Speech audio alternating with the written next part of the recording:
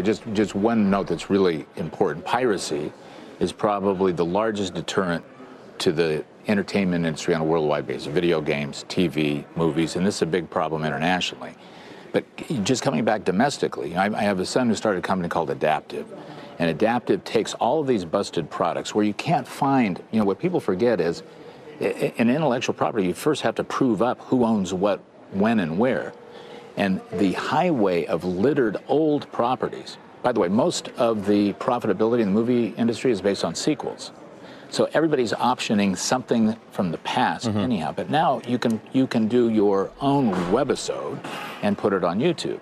So Adaptive, for instance, is taking busted products, putting them together, find who owned what, put it totally back together, and come up with a Project Greenlight, which was Matt Damon and Ben Affleck, but nobody knew who owned what and where, and it's revitalized and comes back to life, which is what Rob is doing, what all of these great participants in creativity are doing, is jumping on that technological highway, which is going to be something other than theatrical exhibition and something other than TV in a home.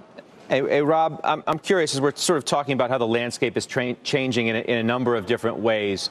As somebody who has acted on the big screen, on the small screen of television, and also in cable, and to an audience that follows, stocks like Netflix, for example, how do you view a Netflix and the way that they themselves have become a disruptor, in a sense, to the traditional entertainment industry, and the way the content is not only distributed, but now made? How do you view that? Kevin Spacey, for example, has made an awfully good little thing for himself here on Netflix.